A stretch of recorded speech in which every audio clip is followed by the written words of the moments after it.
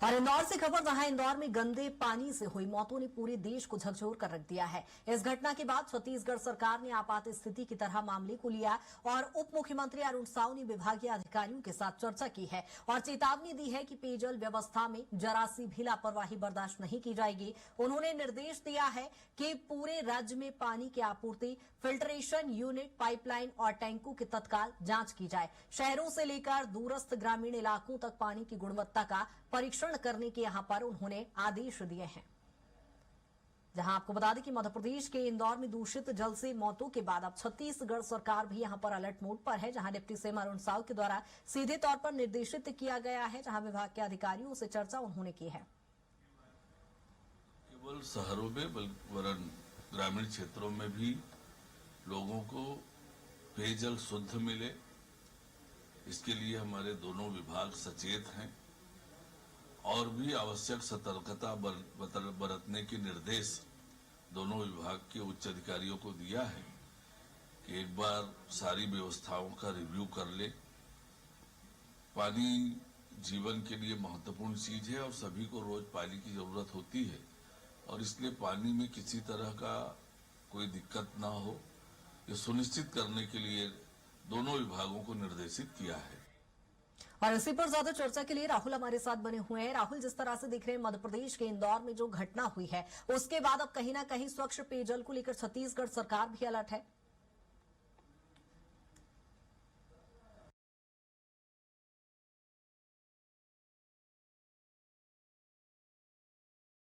जी कृतिका, देखा जाए तो जिस तरीके से घटना इंदौर में घटी है उसके बाद पूरे देश में जो जल व्यवस्था को लेकर के कई प्रश्न चिन्ह है वो खड़े हुए हैं। और उसके बाद यदि छत्तीसगढ़ में देखें तो छत्तीसगढ़ में कई जगह ऐसे पॉइंट्स हैं जहां पर लगातार जो ड्रेनेज के कारण परेशानियां वो हुई है। और अगर राजधानी रायपुर की बात करें कृतिका, तो राजधानी रायपुर में भी डायरिया की वजह से कई लोगों की मौत पिछले दिनों हुई है। और उसके बाद में देखा जाए तो जो स्थानीय नगर निगम की सरकार है उसके द्वारा भी कई तैयारियां की गई थी। और यहाँ पर जिस तरीके से जल संसाधन मंत्री अरुण साव के द्वारा पूरी तरीके से जो अधिकारियों की बैठक ली गई है, तो इन्हीं तमाम कमियों को दुरुस्त करने का प्रयास यहाँ पर जो अरुण साव है उनके द्वारा किया जा रहा है। क्योंकि मध्य प्रदेश में जो घटना घटी काफी दुखद थी, जहां पर दर्जनों लोगों की जो मरने की जानकारी है वो निकल करके सामने आई थी, कई लोग बीमार भी इस पे हुए हैं। और वैसी स्थिति छत्तीसगढ़ में भी कई ऐसे क्षेत्र हैं जहां पर देखने को मिलती है, जहां पर अगर जिस तरीके से मैंने बताया कि डायरिया की वजह से कई लोगों की मौत हुई थी, कई छोटे ऐसे बच्चे थे जो काफी गंभीर पूरी बीमारी की वजह से हो गए थे। तो इस बीच में लगातार जो समीक्षा बैठकें हैं वो की जाती है और जल संसाधन विभाग के द्वारा पानी की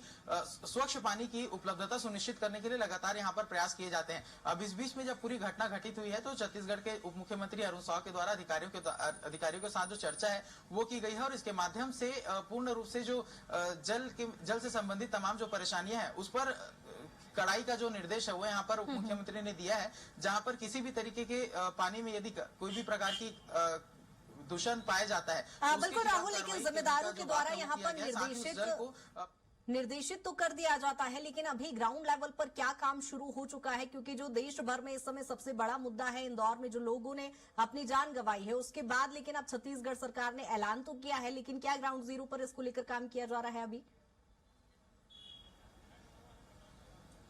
कृतिका, देखा जाए तो छत्तीसगढ़ की स्थिति भी पूरे इस विषय पर काफी गंभीर है, क्योंकि कई ऐसे क्षेत्र हैं जहां पर पानी पहुंच नहीं पाता और वहां के लोग जो पानी के लिए जो नॉर्मल कुएं होते हैं या फिर जो प्राकृतिक तौर पर जो जल की उपलब्धता होती है उसी पर ही उनका जो पूरा निराकरण है वो अपने जल समस्याओं का करते हैं, उसी से ही अपना निर्वहन ऐसे जगह के पानियों से करते हैं। इस बीच में सरकार को सामने काफी बड़ी चुनौती है कि स्वच्छ और जो प्योर वाटर है वो ऐसे जगहों पर सप्लाई कर पाए जहां तक अभी तक की सरकार उपलब्ध नहीं करा पाई है। साथ में ऐसे जगह जहां पर पानी की आपूर्ति तो कर पा रहे हैं, लेकिन उन जगहों पर भी स्वच्छ जल को सुनिश्चित कर पाना सरकार के लिए काफी बड़ी चुनौती है। क्योंकि जब गर्मियों का भी मौसम देखते हैं तो कई ऐसे क्षेत्र है जहां पर पानी की काफी कमी पड़ती है और ऐसे जगहों पर जो टैंकर है उसे भर करके पानी दी जाती है। और उसके बाद भी कई दूषित जल की जो जानकारियां हैं वो निकल करके आती हैं। नलों से कई बार ऐसी जानकारी कि नलों से जब पानी आती है तो उसमें जो कीड़े हैं वो दिखाई देते हैं, जो महीन कीड़े होते हैं वो उसमें मौजूद रहते हैं, जिसके कारण भी कई बीमारियों की जानकारी लगती है। इस बीच में सरकार के द्वारा पाइपलाइन को जांच करने के साथ साथ ड्रेनेज सिस्टम को